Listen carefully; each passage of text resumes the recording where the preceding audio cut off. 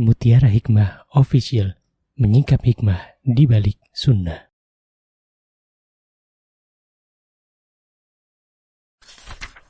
Salurkan donasi terbaik Anda untuk mendukung dakwah Mutiara Hikmah Official. Mari siapkan bekal akhirat kita. Jangan lewatkan kesempatan emas ini. Ayo kita berkontribusi dalam program pembangunan Masjid Mutiara Hikmah yang dibina langsung oleh Ustadz Hanan Yasir MA dan Ustazah Imro'atul Azizah.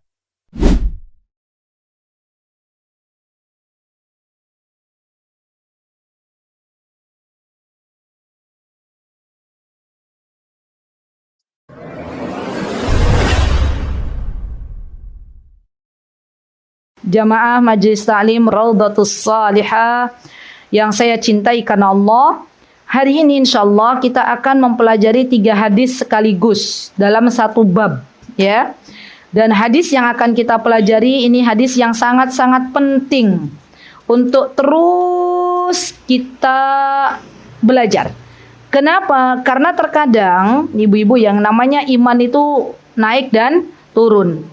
Kita sudah pernah mendengar hadis ini di tempat lain, tapi ternyata ketika kita praktek dalam kehidupan sehari-hari kita lupa. Ya, nanti kita akan belajar. Ya, banyak di antara ibu-ibu yang sudah paham hadisnya tidak boleh marah, tapi giliran ya ketemu suaminya yang habis mandi naruh anduknya sembarangan, ya.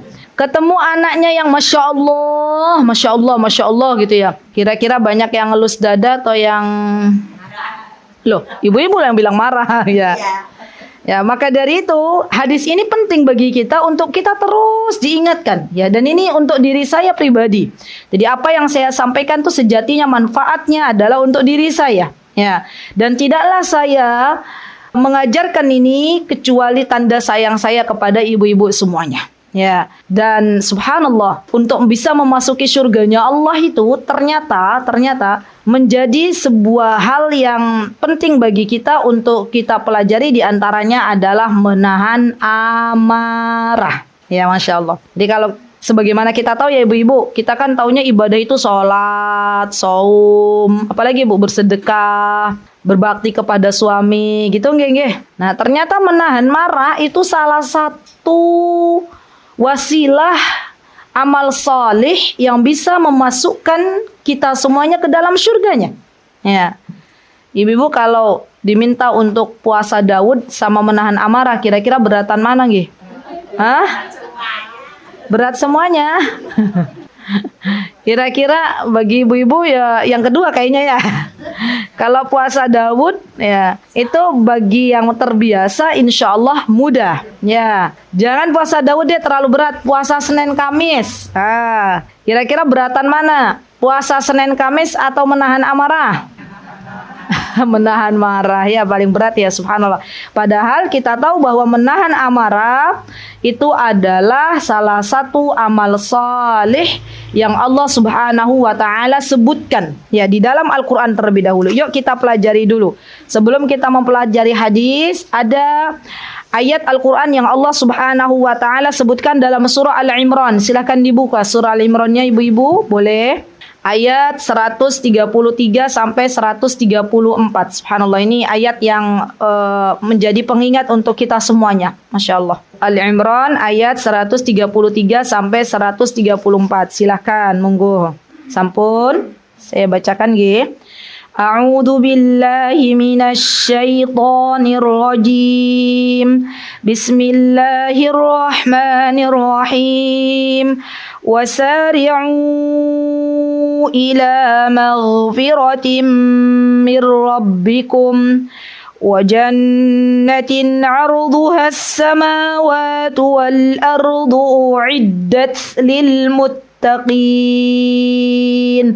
alladzina yunfiquna fis sarra'i wad-dharra'i والكاظمين الغيظ والعافين عن الناس والله يحب المحسنين. Lihat apa kata Allah. Ini Masya Allah ya, nasihat untuk diri kita semuanya. Kata Allah Subhanahu Wa Taala, bersegeralah kalian mencari ampunan dari Rabbnya kalian. Ya, jadi kita pertama diminta oleh Allah untuk memperbanyak istighfar, untuk memperbanyak meminta ampunan kepada Allah Subhanahu Wa Taala. Kenapa kita diminta untuk memperbanyak meminta ampun kepada Allah Subhanahu Wa Taala? Agar Allah berikan kepada kita surga. Ya Allah. Surga itu cita-cita kita semuanya ya ibu-ibu ya. Semoga Allah masukkan kita semuanya ke dalam surganya. Amin. Kata Allah Subhanahu Wa Taala, surga yang luasnya, subhanallah, seluas langit dan bumi. Kalau kita belajar sekarang, ibu-ibu lihat peta dunia, itu kira-kira buminya Allah itu luas napa mboten nggih? Pakai banget kan ya. Kita orang Jogja aja belum tentu keliling Indonesia, ya.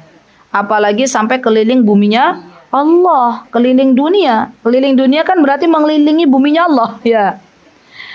Surga itu luasnya ibu-ibu lebih luas ya dari langit dan bumi. Masya Allah, Masya Allah. Ada yang pernah lihat langit dalamnya seperti apa? Wallahu ta'ala alam. Ya. Langit itu berlapis-lapis. Ya. Kita nggak pernah tahu. Kalau ibu-ibu naik pesawat, ya naik pesawat terus dibuka jendelanya tuh. Itu aja kita sudah terkagum-kagum ya. Masya Allah, ciptaan Allah itu luar biasa gagah, gitu kan ya. Langit kalau kita lihat nggak ada tiangnya, tapi nggak roboh. Ya. Kalau kita sudah berada di ketinggian ibu-ibu, maka kita akan nengok ke bawah itu, lihat mobil-mobil kayak mobil-mobilan, rumah kayak rumahan. Tapi memang dunia kan aslinya permainan. Ya, jadi kita harus bisa mengambil ibroh. Oh iya ya, dunia tuh ternyata kecil banget, bumi tuh kecil banget kalau kita lihat dari atas. Ya. Maka dari sini kita bisa belajar bahwa sesungguhnya barang siapa yang menginginkan surganya Allah, berarti ia harus bersegera. Karena di sini wasari'u. Wasari'u itu artinya cepat-cepatan gitu ya. Siapa yang cepat dia dapat ampunannya. Ya, jadi kalau kita minta ampunannya Allah itu perlu berjuang ibu-ibu. Kita semua berjuang. Di dunia ini kita semua diuji oleh Allah Subhanahu Wa Taala dengan berbagai macam ujian, dan kita memohon ampun kepada Allah Subhanahu Wa Taala atas apa yang kita lakukan dan kita ucapkan dari apa yang kita perbuat di dunia ini. Subhanallah. Karena terkadang ya ibu-ibu, terkadang di antara kita itu ada yang diuji oleh Allah dengan ujian A, ya dia akan mengatakan, ya Allah, kenapa engkau tidak menguji B seperti ujian yang kau berikan kepadaku? Berarti kan itu kan belum menerima ketentuan Allah. Ada kesalahan di dalamnya. Berarti kita perlu minta ampun kepada Allah Subhanahu Wa Taala karena telah bersuudzon kepada Allah Subhanahu Wa Taala. Jadi ketika kita membandingkan ujian yang Allah berikan kepada kita dengan ujian yang Allah berikan kepada orang lain, kita banding-bandingkan, maka sesungguhnya kita sedang bersuudzon kepada Allah Subhanahu Wa Taala. Banyak orang nggak sadar dengan hal ini. Banyak orang menyalahkan Allah Subhanahu Wa Taala. Padahal Allah Zat yang Maha tahu kebaikan bagi setiap hambanya. Baik. Kemudian di sini disebutkan uiddat lil muttaqin, bahwa surga itu sudah Allah sediakan bagi orang-orang yang bertakwa. Kata para ulama di sini menunjukkan ibu-ibu bahwa surga itu sudah Allah ciptakan. Sudah Allah ciptakan. Kalau ibu-ibu tanya, gimana Ustazah, kita kan hidup di bumi. Katanya surga luasnya seluas bumi dan langit. Sekarang surganya mana? Wallahu ta'ala a'lam. Ya, kalau kita lihat sighahnya di sini uiddat, kata para ulama itu artinya adalah fi'il madhi. Fi'il madhi berarti lampau. Surga sudah diciptakan, sudah. Ya. Kita belum bisa melihat ya karena belum waktunya. Ya. Nanti ada masanya orang-orang beriman yang Allah berikan akhir hidup yang baik itu diperlihatkan surga oleh Allah Subhanahu Wa Taala. Bahkan ketika berada di kubur ya diperlihatkan oleh Allah Azza wa Jalla tentang keindahan surga. Ya, nanti tempatmu tuh di sini, ya. Masya Allah. Dan kita berdoa kepada Allah semoga Allah jadikan kita semuanya calon-calon penghuni surganya Allah Subhanahu Wa Taala. Amin, Allahumma amin. Nah, kemudian apalagi yang bisa kita lakukan agar kita mendapatkan surganya Allah? Di antaranya alladzina yunfiquna fis sarra'i wad-dharra. Nah, ini dia. Orang-orang yang menginfakkan hartanya di jalan Allah, baik ketika dia lapang ataupun sempit. Makanya ini ujian banget nih. Ketika ada hamba Allah diberikan keistiqomahan oleh Allah setiap hari menginfakkan hartanya di jalan Allah. Bukan dilihat dari jumlahnya ya akhwat, tapi dilihat dari keistiqomahannya. Ya, mau sehari mampunya 10.000, silahkan. Mau sehari mampunya 5.000, silahkan. Gitu ya. Maka di sini ada peluang dia mendapatkan surganya Allah. Saya pernah cerita nggak ke ibu-ibu? Saya diinfokan oleh admin Mutiara Hikmah. Itu ada satu orang yang tiap hari infak 5.000. Transfer ke rekening Mutiara Hikmah. 5.000 Bu. Tiap hari. Sampai ditawari oleh admin, tak rekapin ya. Direkapkan biasanya kalau ada itu rekap. Nggak mau dia. Berarti kita akan tahu orang itu nggak ada, sudah dipanggil sama Allah kalau sudah nggak ada transferan. Ya Allah. Ya, 5.000. Tapi saya berbaik sangka 5.000 tuh mungkin yang beliau taruh di Mutiara Hikmah, 5.000 lagi di mana, 5.000 lagi di mana, 5.000 lagi di mana. Itu menjadi hal sesuatu yang lebih baik daripada kita tidak sama sekali. Ya, jangan dilihat dari jumlahnya dia mentransfer, tapi dilihat dari keistiqomahan yang Allah berikan kepadanya untuk membantu dakwah yang mulia ini. Ya, Masya Allah. Jadi berbahagialah bagi kita semuanya ibu-ibu yang Allah berikan petunjuk kepada kita untuk menginfakkan hartanya di jalan Allah. Ingat, jangan dilihat dari jumlahnya. Ya, jangan dilihat dari jumlahnya, tapi dari keistiqomahan yang Allah berikan kepada kita. Ya, subhanallah. Dan ini menjadi pelajaran untuk kita semuanya. Ya, Masya Allah, untuk kita semuanya bahwa ternyata ada fulana yang dia berusaha amal solihnya itu begitu. Ya, Masya Allah, Masya Allah. Keren banget lah. Saya juga belum kenal sama beliau, tapi saya doakan semoga beliau ini yang menjadi orang yang diridhoi oleh Allah Subhanahu wa Ta'ala. Baik. Kemudian di sini wal kadhiminal ghaid. Ya, ciri penghuni surga itu yang seperti apa? Kata Allah Subhanahu wa Ta'ala adalah orang-orang yang menahan amarah. Artinya berarti orang-orang yang dia sebenarnya bisa marah tapi ditahan. Ya. Yang ketiga, wal 'afina 'anil nas. Ya, hamba-hamba Allah yang memaafkan kesalahan orang lain. Ya Allah. Coba kalau saya kasih pilihan ke ibu-ibu. Beratan mana amal solih menahan amarah atau memaafkan orang lain yang telah mendolimi kita? Tadi tak kasih pilihan. Puasa Senin Kamis atau menahan amarah, yang paling berat menahan amarah. Sekarang saya kasih pilihan lagi. Beratan mana menahan amarah atau memaafkan orang lain? Mukurata? Oh, nggih, ada suaranya. Memaafkan yang mukurata ya? Alasannya kenapa? Karena itu sangat sulit sekali karena membekas di hati. Membekas di hati, Masya Allah.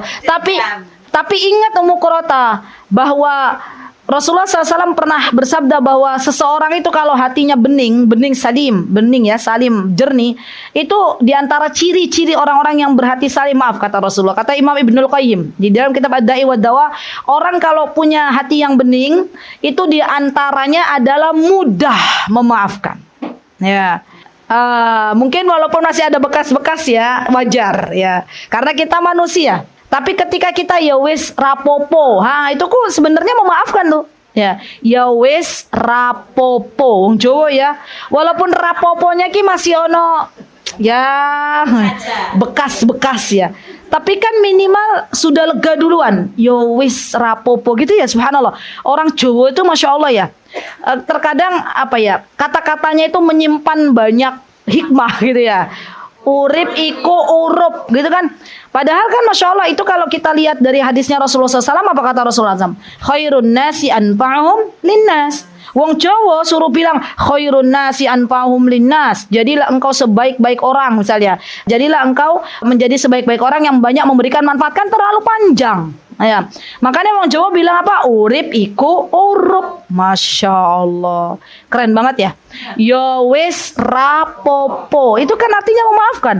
Ya, Mbak, iku lo Mbak. No.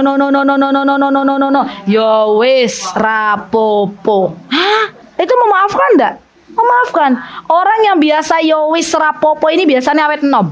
Ya, Masya Allah. Iya betul. Ya wis rapopo. Karena Ummu Qurrata kalau masih menahan, belum bisa memaafkan tuh nyesek hati Ummu Qurrata. Nggih mboten? Ya. Nah, kan ada tapinya toh. Kan katanya kalau Allah yang berkata nggak ada tapi, ya kan? Sakit sih sakit ibu-ibu. Tapi ingat ibu-ibu, orang yang pernah mendolimi kita itu ia akan berdiri di hadapan Allah mempertanggungjawabkan amal ibadahnya. Ya, bisa saja dia zalim kepada kita di dunia, tapi ternyata di akhirat dia mengirimkan pahala-pahala salatnya untuk kita. Kita matur nuwun apa mboten? Matur nuwun. Nah, jadi maksud saya gini loh ibu-ibu, jangan sampai hidup yang hanya sebentar ini habis waktu kita hanya untuk apa ya ibu-ibu? Untuk menyimpan sesuatu yang itu nggak ada manfaatnya gitu loh. Ya, apa Bu, menyakiti diri kita kan? Toh kalau kita nggak memaafkan juga dia begitu juga. Kalau kita memaafkan itu lebih enteng. Caranya Bu, kalau kita pengen ya agar kita mudah memaafkan, minta tolong sama Allah. Ya, itu caranya. Ya Allah, saya pernah didolimi oleh fulan dan fulana ya Allah. Sakit ya Allah hatiku ya Allah. Gitu ya Mukrata ya. Tapi ya Allah, anak saya pengen masuk surga ya Allah. Ya Allah, mudahkanlah hamba untuk memaafkan. Insya Allah biidnillah Allah akan mudahkan kita untuk memaafkan kesalahan orang lain. Ya, manfaatnya untuk kita ibu-ibu, awet enom, penyakit jauh, apalagi hidupnya tenang, nggak nyesek. Ya. Orang nyesek itu diantaranya adalah ketika dia bertemu dengan orang lain yang pernah menyakitinya dan belum memaafkan. Itu kira-kira nyesek nggak? Nyesek. Tapi kalau sudah memaafkan, ya Allah, sudahlah ya Allah, kita semua akan meninggal dunia. Semua akan membawa amalnya masing-masing. Semua akan mempertanggungjawabkan. Ya Allah, jangan hamba menyimpan kebencian pada diri seseorang. Sudah maafkan, sudah. Ya, nggak ada manfaatnya kita menyimpan dendam. Ya wallahu taala alam. Jadi ini memang perlu berjuang ibu-ibu. Ternyata memaafkan kesalahan orang lain itu adalah sesuatu yang bisa menghantarkan seseorang ke dalam surganya Allah. Masya Allah. Ya coba ibu-ibu. Kalau ibu-ibu, surga Allah tuh mahal loh ibu-ibu. Ya, inna sil'atallahi ghaliyah. Allah tuh punya apa? Punya barang yang dijual maksudnya ya, yaitu surganya Allah. Dan untuk menebus surganya Allah tuh mahal harganya. Caranya bagaimana tadi? Memaafkan kesalahan orang. Ya. Berat, tapi kalau kita ingat surganya Allah, maka itu menjadi ringan. Ya. Jadi ingat bahwa kita memaafkan kesalahan orang itu artinya kita sedang menginginkan dijadikan oleh Allah orang-orang yang baik. Karena Allah mengatakan di akhirnya, coba lihat, ibu-ibu belajar. Dalam surat Al-Imran setelah Allah berfirman, wal'afina 'anin nas, maafkanlah kesalahan orang. Wallahu yuhibbul muhsinin. Ya lihat.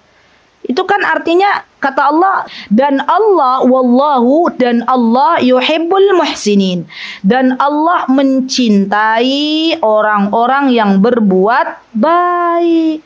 Jadi kalau ada orang memaafkan kesalahan orang lain di mata Allah tuh dia adalah orang baik. Ya. Orang yang menahan amarahnya di mata Allah itu dia orang baik. Ya. Sekarang tinggal pilihan sama kita, ya kembalikan ke kita mau dipandang baik di mata Allah atau di mata manusia. Dua-duanya berat Bu. Kita hidup itu nggak mungkin mencari ridhonya manusia semua, ya. Makanya yang paling enak itu kita menjadi bintang di hadapan Allah, ya. Kenapa? Karena kalau sudah menjadi bintang di hadapan Allah, Allah ridho dengan kita, maka Allah akan sampaikan ke dalam hati-hati manusia lainnya untuk mencintai kita, ya.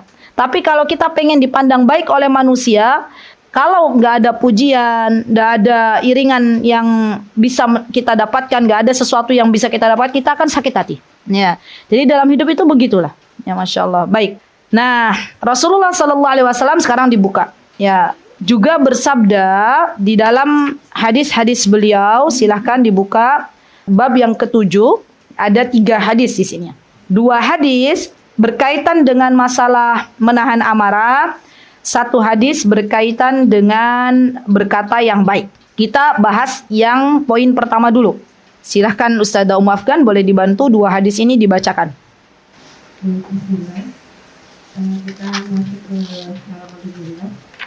Anna rajulan qala li Nabi sallallahu alaihi wasallam awsini qal la taghdab. Faraddada miraran qal la taghdab. Bahwa ada seorang laki-laki berkata kepada Nabi sallallahu alaihi wasallam, "Berilah aku wasiat." Beliau menjawab, "Jangan marah." Orang itu mengulangi permintaannya berulang-ulang. Kemudian Nabi sallallahu alaihi wasallam bersabda, "Jangan marah." Hadis riwayat Bukhari. Satu lagi. Hadis berikutnya, man qadama ghaidhan wa huwa qadirun ala an yunafidhuhu da'ahu Allah azza wa jalla ala ru'usil khalaiqi yawmal qiyamati hatta yukhayyirahu minal huri ma syaa. Barang siapa yang mampu menahan amarah sedangkan dia mampu melakukannya, niscaya Allah akan memanggilnya di hadapan makhluk-makhluknya Subhanallah. hingga dia memilih untuknya bidadari yang dia sukai. Hadis riwayat Abu Daud nomor 4777 dan At-Tirmidzi nomor 2021, Ibnu Majah 4186 dan Ahmad 3 dari 140. Dinyatakan hasan oleh Imam At-Tirmidzi. Baik, jazakillahu khair, barakallahu fiik. Ibu-ibu yang saya cintai karena Allah, hadis yang pertama menerangkan bahwa sesungguhnya ada seorang laki-laki, anna rojulan. Dan rojulan di sini adalah seorang sahabat. Kenapa Mbak Mia disebut sebagai seorang sahabat? Dari mana kita tahu mengambil istinbat bahwa beliau adalah seorang sahabat? Masya Allah, barakallahu fiik. Diambil dari sebuah alasan bahwa laki-laki ini pernah berjumpa dengan Nabi kita Muhammad sallallahu alaihi wasallam. Dan laki-laki ini adalah orang yang beriman. Buktinya apa? Beliau minta diberikan nasihat oleh Nabi kita Muhammad sallallahu alaihi wasallam. Ya, minta diberikan wasiat itu artinya nasihat. Ya. Dan ini menunjukkan bahwa setiap diri kita membutuhkan nasihat. Dan diperbolehkannya kita untuk meminta nasihat. Dari siapa?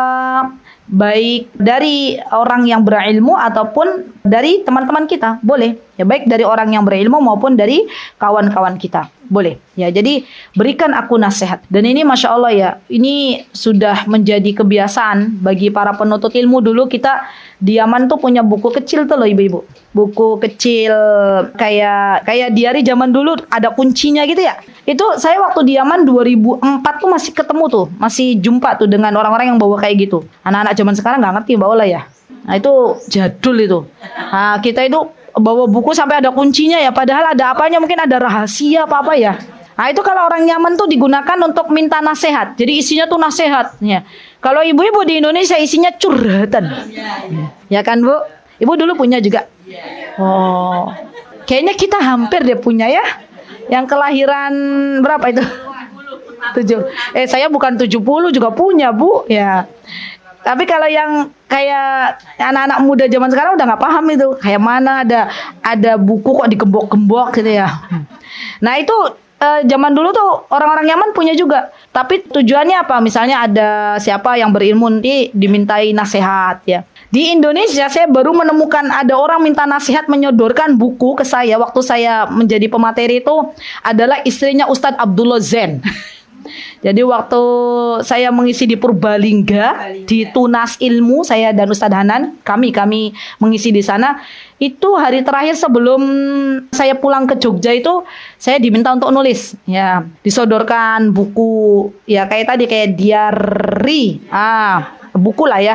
Ustazah tulis nasihat. Saya bilang, Masya Allah ini baru pertama kali ada orang Indonesia minta dituliskan nasihat gitu ya. Kalau kami juga masih bawa. Saya suka bilang ke anak-anak, kalau umroh nak, tolong nak, bawa buku kecil. Bawa buku pocket gitu kecil.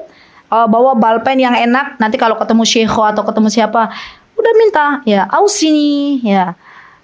Ausini tuh, tolong berikan wasiat untukku. Berikan nasihat untukku. Itu bagus Bu. Ya, menurut saya itu adalah sesuatu yang memang perlu dilestarikan. Jadi kalau ada orang yang berilmu tuh bukan hanya kita belajar saja, tapi juga perlu untuk dimintai nasihat. Jadi bukunya tuh buat kita baca-baca tuh keren banget gitu deh. Masya Allah. Kalau zaman sekarang gimana ya Mbak Ola? Tatap muka itu kan kadang lupa ya. Kalau buku kan bisa dibuka-buka lagi ya. Tatap muka. Oh, tapi nggak ada ya. Belum ada. Misalnya kalau mungkin orang zaman sekarang ditaruh di apa tuh? Di blog gitu ya, misalnya nasihat dari ini gitu ya, nanti dibaca-baca lagi ya, udah beda zaman ya, beda generasi, Masya Allah. Nah ini laki-laki ini minta nasihat kepada Rasulullah Sallallahu Alaihi Wasallam. minta nasihat. Ausini ya Rasulullah, kata beliau, ya Rasulullah beri aku wasiat. Ya, kemudian Rasulullah bersabda, la taghdab, jangan kamu marah. Ya. Terus dalam riwayat lain laki-laki ini minta lagi, terus apa lagi ya Rasulullah? Terus Rasulullah bilang faraddada miraran. Ya. Maka orang itu mengulangi permintaannya berulang-ulang. Faraddada miraran, mungkin beliau nanya lagi. Dikira oleh beliau menahan amarah itu sesuatu yang remeh-temeh. Maka beliau minta lagi, ya Rasulullah tolong berikan wasiat lagi. Apakah Rasulullah ketika itu mengatakan jihad? Ternyata tidak. Apakah ketika itu Rasulullah mengatakan salat? Ternyata tidak. Apakah Rasulullah ketika itu mengatakan menikah? Ternyata tidak. Rasulullah Shallallahu Alaihi Wasallam mengatakan la taghdab. Ya. Dan janganlah kamu marah. Jangan kamu marah. Ketika Rasulullah, ini kaidah ya ibu-ibu. Ketika Rasulullah SAW itu diminta oleh seseorang, ya Rasulullah, tolong nasihatin saya. Subhanallah, Rasulullah itu paham dengan siapa beliau berbicara. Maka banyak kita temukan di beberapa hadis, ketika ada yang meminta kepada Rasulullah, ya Rasulullah tunjukkan kepada kami ayyul a'mali afdal. Amal apa yang paling afdal? Rasulullah SAW itu berbeda-beda ketika memberikan jawaban sesuai dengan siapa beliau berbicara. Kalau beliau berbicara dengan pemuda, ya, maka beliau mengatakan tundukkanlah pandanganmu. Ya, kalau Rasulullah berbicara dengan orang yang punya orang tua, maka Rasulullah mengatakan ayyul a'mali afdal birrul walidain. Ya, di satu sisi Rasulullah pernah mengatakan ayyul a'mali afdal as-salah. Ya, beda-beda. Ketika Rasulullah mengatakan di sini la taghdab, itu artinya Rasulullah paham siapa laki-laki yang diajak bicara. Dan subhanallah uniknya ya. Di sini tidak disebutkan siapa orangnya. Ya, anna rajulan. Lihat, subhanallah. Ini untuk menutupi aib seseorang. Ya, bisa jadi orang ini punya kekurangan gampang marah. Ya, maka Rasulullah SAW mengatakan la taghdab. Ya. Dan la taghdab ini ibu-ibu, subhanallah, menahan amarah ini adalah sesuatu yang bisa menjadi sumber segala kebaikan. Masya Allah. Ibnul Mubarak rahimahullahu ta'ala, seorang tabi'in, beliau mengatakan ketika ditanya, ya Syekh, apa yang merupakan sumber kebaikan? Kata beliau, tarkul ghadab. Ya, tarkul ghadab itu adalah tinggalkan marah. Ya udah tinggalkan. Ya, Masya Allah. Berarti kita sudah belajar, ada Al-Quran, ada hadis, dan ada perkataan ulama. Sekarang kita belajar lagi, apa keutamaannya? Apa keutamaan orang yang menahan amarah? Yang pertama, ya, orang yang menahan amarah itu Allah akan masukkan ke dalam surganya. Ibu-ibu sudah hafal ya hadisnya apa coba? Anak-anak kecil tuh ya? Nah, pintar-pintar. Oh, cucu pada hafal. Jadi kalau neneknya ngomel-ngomel, jidahnya ngomel-ngomel, la taghdab walakal jannah, gitu ya. Itu malah kalau buat anak TK itu hadis yang udah hafal ya. Padahal maknanya cukup dalam itu ibu-ibu. Ya, jangan marah bu, bagimu surga. Masya Allah. Ya, jadi kenapa bu? Jangan-jangan ibu mau marah terus dibilang begitu sama anaknya nggak jadi marah ya? Malah jadi ketawa. Anakku udah paham hadis. Masya Allah. Kenapa Ummu Qurrata? Ummu Qurrata marah-marah. Mi la taghdab walakal jannah. Ya, Masya Allah. Kita ibu-ibu ya, Masya Allah, kita tuh nggak boleh marah juga loh ketika kita itu diberikan nasihat oleh anak-anak kita. Ya, kenapa? Karena belajar tuh dari siapa saja. Ya, dan bisa jadi ketika Allah ingin menegur kita, Allah tegur lewat anak kita.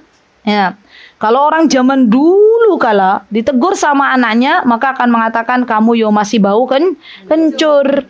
Tapi ternyata ketika Allah memberikan hidayah petunjuk kepada kita, itu bisa lewat anak kita. Maka terimalah nasihat dari siapapun. Yang kedua, di antara keutamaannya adalah memilih bidadari yang ada di surga. Ya Allah, tadi pagi ya saya setelah mengantarkan anak-anak menuntut ilmu, kemudian pulang ke rumah dengan Ustaz Danan tuh saya bacakan hadis ini nih. Ya, di depan beliau. Ya, saya bilang, wah, Masya Allah, keren banget ini laki-laki ya, yang bisa menahan amarah dan tidak melampiaskannya. Maka Allah akan persilahkan untuk laki-laki ini memilih bidadari Yang diinginkan.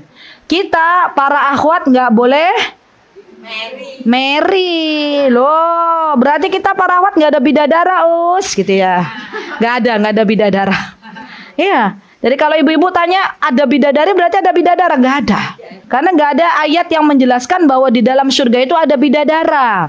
Lah terus nanti kita gimana, Kita ada yang nanya nggak? Ya kalau kita bisa menahan amarah, Allah siapkan. Masya Allah. Suami kita menjadi orang, kalau suaminya soli ya, menjadi orang yang lebih baik lagi, lebih ganteng lagi. Ya, maka dari itu kita penting yang namanya berkeluarga itu tujuan utamanya biar bisa masuk surga bareng. Seorang istri akan mendapatkan suaminya nanti di surga dalam kondisi yang lebih baik.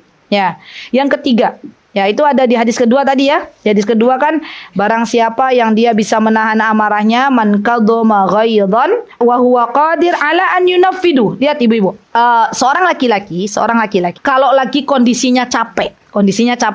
Kemudian tersulut dengan mungkin perkataan istrinya yang menyinggung atau ya ada aja gitu ya. Itu kira-kira kalau mau marah bisa nggak sih? Lagi capek loh. Gampang ya. Tapi ternyata dia menahan amarahnya padahal dia mampu melampiaskannya. Masya Allah. Berarti panjenengan ibu-ibu yang punya suami lembut, gak pernah KDRT, bersyukur sama Allah. Ya, ndak usah cemburu nanti kepiye suamiku dapat bidadari, aku ya orang dapat bidadara. Udah itu nanti urusannya di akhirat. Kita gak ada cemburu-cemburuan di surga. Ya, Masya Allah ya. Itu orang berpikirnya terlalu panjang itu ya. Nah, nanti kepiye suamiku milih bidadari yang paling cantik terus aku ditinggal ya mboten ya. Jadi laki-laki itu nanti dalam surga itu ibu-ibu ya. Nih diantara saya bilang karena ini ibu-ibu semua ya. Di antara pekerjaan para laki-laki, kaum laki-laki penghuni surganya Allah itu, di antara pekerjaannya adalah setiap hari memecahkan keperawanan bidadari. Itu ada hadisnya sahih. Ya. Nah, ibu-ibu nggak usah seren, terus aku piye gitu. Tenang Bu, ibu-ibu akan Allah jadikan lebih cantik dari bidadari. Ya, iya. Emang bisa Ustazah? Bisa, itu mudah bagi Allah. Ya, Masya Allah. Baik, yang ketiga, ya Masya Allah. Yang ketiga adalah kalau kita menahan amarah, Masya Allah ya, maka kita termasuk bagian orang-orang yang Allah cintai. Masya Allah.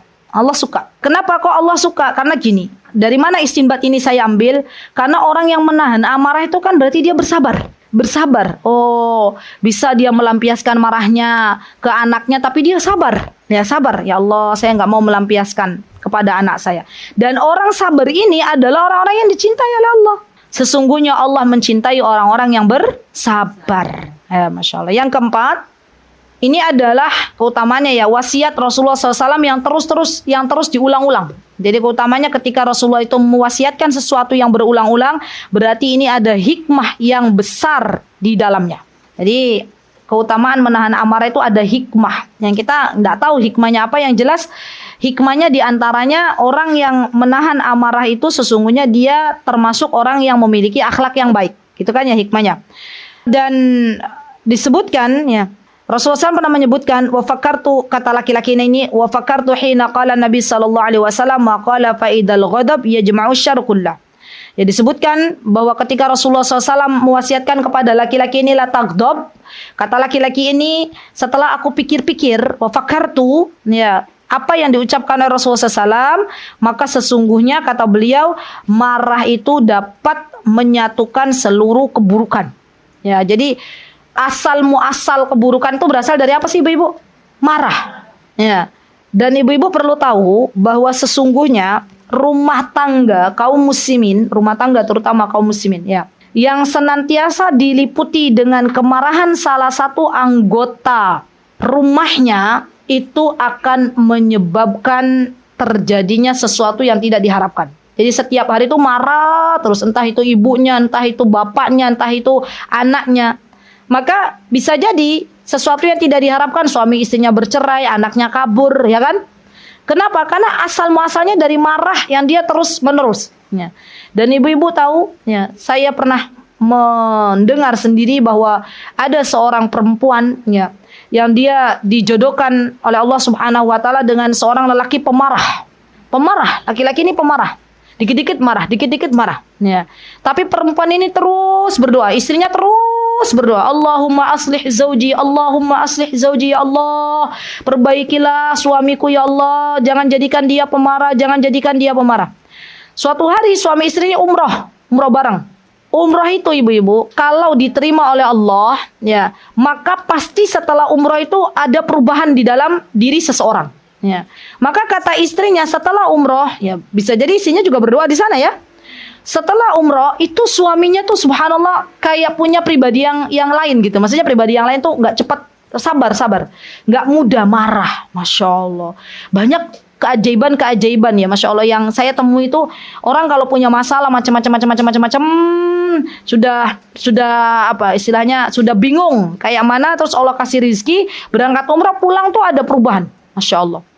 Dan janji Allah itu pasti Allah tepati. Ya, jadi bersabarlah ketika kita diuji oleh Allah Subhanahu wa taala dengan diberikan pasangan hidup yang mungkin untuk saat ini ya bisa dikatakan belum bersabar yang ekstra. Ya, kita bersabar. Ya.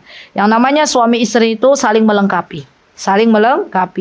Suaminya marah, istrinya jadi air. Istrinya marah, suaminya jadi air ya. Kalau dua-duanya marah, yang ada rumah tangganya bubar. Jadi semoga sabarnya ibu-ibu yang diuji oleh Allah Azza wa Jalla dengan diberikan amanah pasangan yang belum solih, semoga sabarnya Allah berikan ya sebagai pahala yang berlipat ganda yang bisa masukkan ke dalam surganya. Baik, yang kelima, terakhir ya. Orang yang menahan amarah itu diantaranya adalah orang yang Allah berikan kebaikan. Karena Allah Subhanahu wa taala berfirman dalam surat Al-Imran, wal 'afina 'anil nasi, kemudian wallahu yuhibbul muhsinin. Berarti ini menunjukkan bahwa orang yang diberikan oleh Allah Subhanahu wa taala bisa menahan amarah adalah orang-orang yang diberikan kebaikan oleh Allah Subhanahu wa taala. Masya Allah ya. Keren sekali ya, Masya Allah. Baik. Nah, sekarang ibu-ibu, apa yang bisa kita lakukan agar kita tidak marah-marah? Yang pertama apa? Berzikir. Masya Allah, berzikir. Boleh. Yang pertama berzikir. Ya, berzikir itu adalah amal soleh yang ringan dilakukan tapi bisa memberatkan timbangan kebaikan kita. Termasuk diantaranya berzikir itu berdoa ya, berdoa sama Allah. Coba ibu tanya deh ke anak-anak, nak soleh, bukan toleh ya, anak soli, ya anak solihah. Ya, ibu mau tanya, kalau kamu berdoa sama Allah untuk ibu, kira-kira doanya apa? Jangan kaget kalau jawaban anaknya bilang, aku berdoa sama Allah agar ibu nggak marah-marah. Nah, gitu ya. Berarti jujur. Ya. Alhamdulillah anakku jujur. Ya, tinggal kita berdoa sama Allah, ya Allah, jadikan hamba seorang ibu yang sabar. Ya Allah, jadikan hamba seorang ibu yang bisa menahan amarah. Menahan amarah dan menahan emosi itu beda.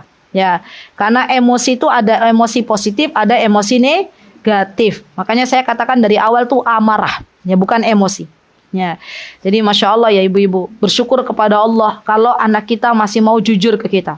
Ya, dan berdoalah kepada Allah karena Allah zat yang maha membolak-balikkan karakter manusia. Allah zat yang maha membolak-balikkan hati manusia. Mudah bagi Allah. Ya, Allah jadikan seorang yang pemarah jadi lembut hatinya. Ya. Baik, yang kedua, ibu-ibu, hindari sebab-sebab yang membuat kita marah. Itu sebab-sebabnya tuh dihindari. Misalnya apa ibu-ibu? Yang membuat kita marah itu misalnya punya tetangga yang dolim. Misal, itu kan kita pengennya marah tuh. Misal, maka hindari untuk punya rumah, sebelum punya rumah pilih dulu tetangganya. Jadi unik ya, unik ibu-ibu. Ya, setiap kita itu diuji masing-masing. Ya, saya punya guru di Timur Tengah. Beliau meminta doa ya kepada saya itu Ya Aziza, tolong doakan saya semoga Allah berikan aku tetangga yang berakhlakul karimah. Ya. Saya bilang, kenapa ya Syekho? Kata beliau, ya karena saya tuh seringkali mau dibuat marah gitu. Maksudnya ini Masya Allah, perbuatannya tuh membuat kita itu akhirnya jadi pengen marah gitu ya. Ibu-ibu pernah nggak punya tetangga model begitu tuh? Punya ya? Ya. Maka dari itu kita hindari sebab-sebabnya. Kalau ibu-ibu mau bikin rumah, belum bikin rumah, lihat dulu tetangganya siapa. Bukan tempatnya, wah tempatnya di Jogja, di kota misalnya ya. Atau di Yogyakarta, di Jakarta, di ibu kota. Lihat dulu tetangganya seperti apa, lingkungannya seperti apa. Baru kita bikin rumah. Ya, karena kalau kita punya tetangga yang nyebelin ibu-ibu, yang tiap hari misalnya naudzubillah ya, bikin macam-macam, akhirnya kita pengen marah dan itu nggak baik buat kejiwaan kita.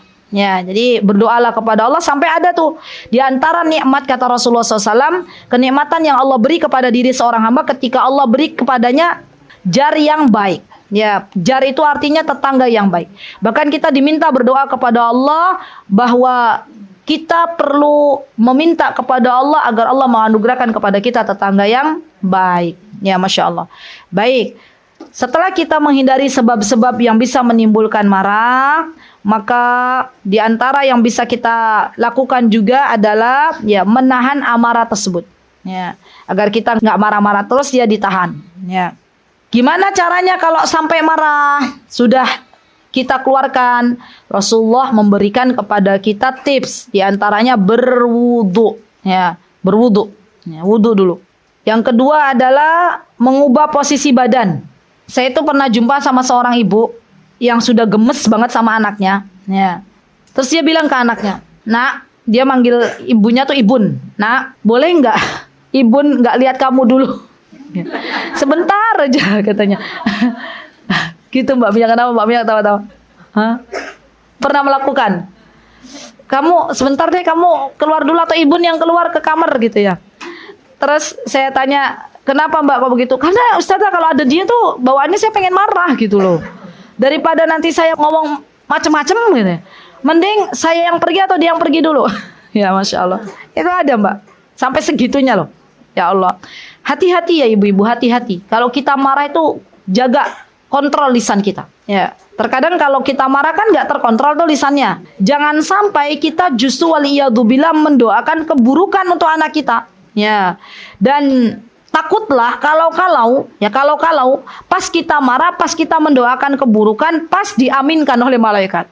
Ya, jadi daripada kita marah-marah, mending kita menjauh terlebih dahulu dari siapapun yang bisa membuat kita marah. Ya sudah deh, ya Ibun yang ke kamar atau kamu yang keluar, katanya gitu ya. Masya Allah ya. Ada tuh yang begitu. Ya termasuk Mbak Mia tadi ya. Berapa kali tuh Mbak Mia? Sering ya Mbak Mia ya? Oh sekali toh ya, Masya Allah. Berarti beliau Masya Allah, Allahumma barik, Masya Allah, hatinya lembut, gak mudah marah. Masya Allah. Allahu Akbar. Kalau kita sering gak ibu-ibu begitu? Sering. Sering. Kita capek ya ibu-ibu. Marah itu membuat, kalau kita belajar dari sisi kesehatan tuh, marah itu membuat hormon-hormon tuh jadi sel-selnya jadi nggak baik gitu ya. Bahkan orang marah itu katanya cepat mati. Ya, betul ya? Kenapa kok cepat mati? Darah tingginya naik. Padahal sih bukan cepat matinya bukan karena marahnya mungkin, tapi penyebab utama awalnya itu ya. Maka darah tingginya cepat naik. Masya Allah. Baik. Nah, setelah kita belajar bahwa ternyata sifat amarah ini adalah sesuatu yang dilarang oleh Nabi kita Muhammad SAW, maka ketika kita berusaha, nah ini PR nih, berusaha untuk menahan amarah, ingatlah keutamaan menahan amarah. Ya, jadi belajarnya dari situ. Kalau kita mau marah, ditahan, tarik napas, gitu ya Bu ya. Bisa nggak kira-kira Bu? Dicoba ya. Step by step. Ya, bismillah. Tadi berdoa dulu sama Allah. Ya Allah, aku tahu menahan amarah itu bagian dari akhlakul karimah. Saya tahu menahan amarah itu adalah jalan untuk saya masuk ke surga. Ya, jadi tarik nafas dulu. Gitu ya. Itu bisa loh. Cara begitu bisa tuh. Jadi, Masya Allah ya ibu-ibu. Orang-orang yang bisa menahan amarah, yang pernah nggak ketemu mukrota dengan orang yang nggak bisa marah? Gemesin nggak? Tuh kan gemes katanya ya. Kenapa kok ngemesin? Hah? Iya, yang nggak pernah marah sama sekali. Pernah lihat? Pernah lihat? Dan hari-hari saya ke situ. Dan hari-harinya ke situ. Jenengan pengen ngerjain dia nggak? Biar marah. Boten malah pengen selamanya dekat dengan dia. Wah, Masya Allah. Ketemu katanya Mukrota dengan orang yang nggak pernah marah, Masya Allah. Nggak pernah marah sama sekali. Menurut saya jarang dan tidak pernah, mungkin hampir sempurna. Masya Allah. Tapi pasti ada kekurangannya. Panjenengan nanti kalau Allah perlihatkan kekurangan dia, ditutup rapat-rapat aibnya. Ya, karena jenengan Masya Allah sudah berbaik sangka. Ya, jadi jangan kaget, setiap kita itu nggak sempurna. Pasti ada kekurangannya. Jadi siap-siap kalau pas ngelihat kekurangannya ditutup aibnya, gitu ya. Baik. Lanjut ke hadis yang ketiga. Ini juga penting Ibu-ibu. Hadis yang ketiga adalah Rasulullah SAW bersabda, ittaqun nar walau bisyiqqi tamratin faman lam yajid fabi kalimatin thayyibah. Dari sini kita bisa belajar Rasulullah SAW memerintahkan kepada kita untuk berlindung dari api neraka. Bagaimana tuh caranya kita berlindung dari api neraka? Bisa dengan bersedekah. Ini kan caranya ya. Walau bisyikki tamroh, artinya berlindunglah kepada Allah, mintalah kepada Allah dijauhkan dari api neraka. Caranya dengan bersedekah walaupun dengan separuh kurma. Kata para ulama sebenarnya bisyikin itu artinya bukan separuh ya, bisa seperempat juga. Ya, jadi bisyikin itu artinya sedikit ya, kurma kamu berikan kepada orang itu bisa melindungi kamu dari api neraka. Masya Allah, Masya Allah. Jangan deh Bu, jangan Bu, jangan ya Dek, jangan ya Dek. Jangan pernah meminta kepada Allah, menantang Allah pengen dimasukkan ke dalam neraka. Jangan.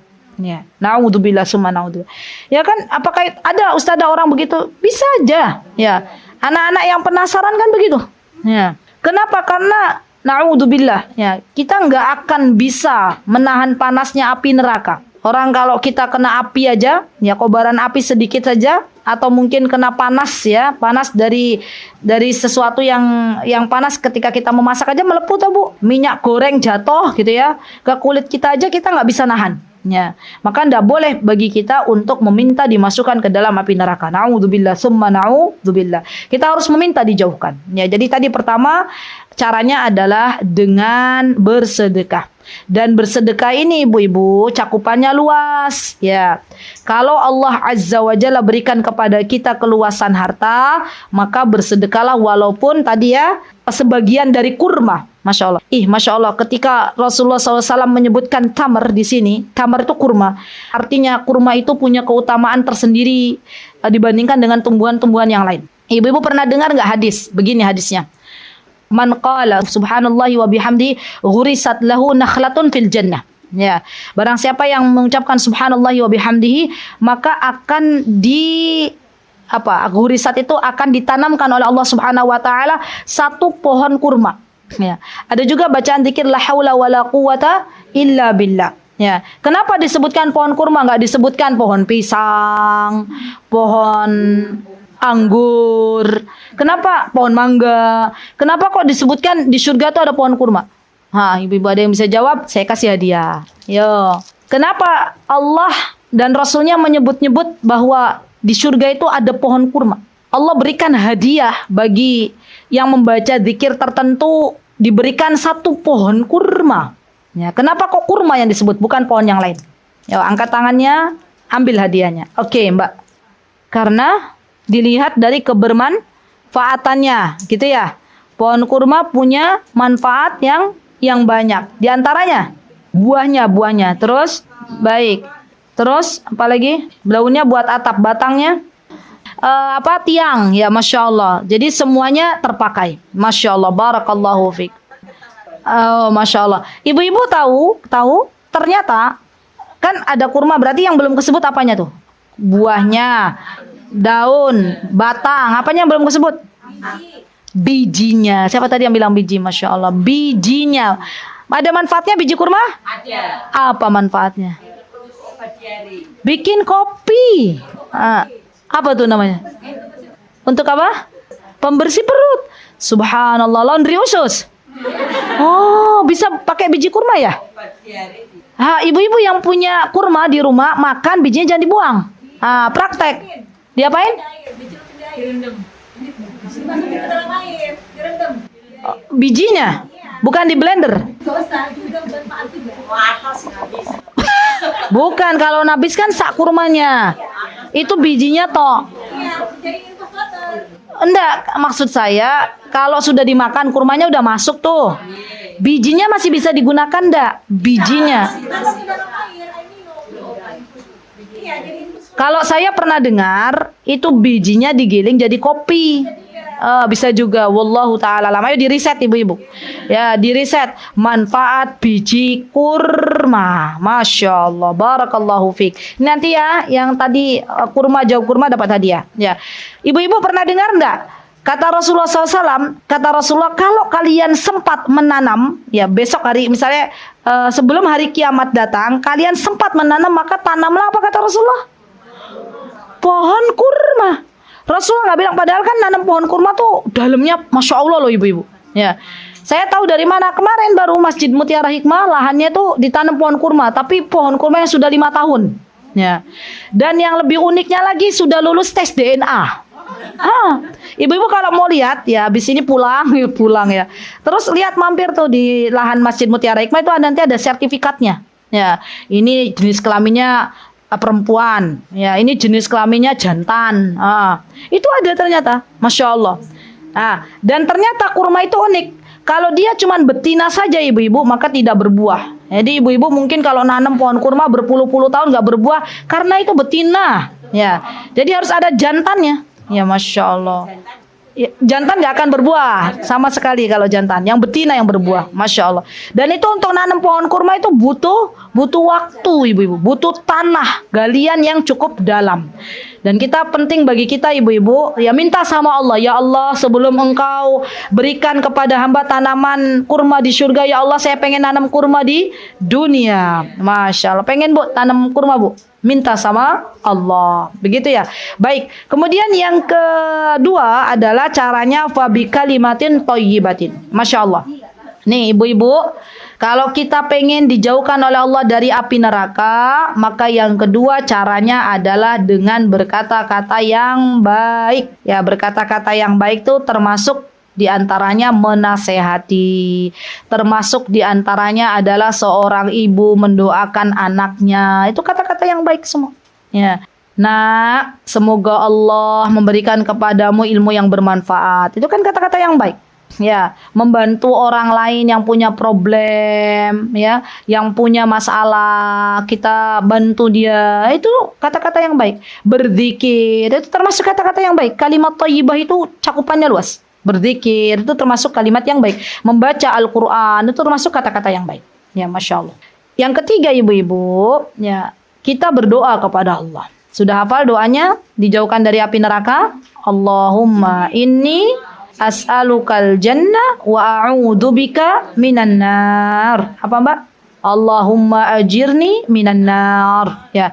Atau ibu-ibu berdoa apa kalau sebelum salam doanya? Allahumma inni a'udzubika min adabi jahannam. Nah, itu juga doa agar kita dijauhkan dari api neraka. Ya. Baik. Yang keempat, di antara amal solih agar kita dijauhkan dari api neraka adalah dengan berpuasa. Ya, Masya Allah ya, puasa tuh fadilahnya banyak sekali. Keutamaannya banyak sekali. Apa di antara keutamanya bisa menjauhkan seseorang dari api neraka. Masya Allah. Kalau puasanya niatnya untuk Allah. Ya. Dan subhanallah ya ibu-ibu. Yang namanya api neraka ini ya, akan dijauhkan oleh Allah Subhanahu wa Ta'ala bagi orang-orang yang berpuasa, dan orang-orang yang berpuasa ini akan mendapatkan satu pintu bonus spesial memasuki surganya Allah dari pintu Ar-Rayyan. Masya Allah. Jadi bersyukurlah kepada Allah bagi ibu-ibu yang dimudahkan oleh Allah untuk berpuasa. Barakallahu fiikunna jami'an. Insyaallah kita cukup sampai di sini. Jazakunallahu khair. Barakallahu fiikunna. Aqulu qouli hadza wa astaghfirullah li wa lakum wa akhiru da'wana alhamdulillahirabbil alamin. Assalamualaikum warahmatullahi wabarakatuh. Mutiara Hikmah Official, menyingkap hikmah di balik sunnah.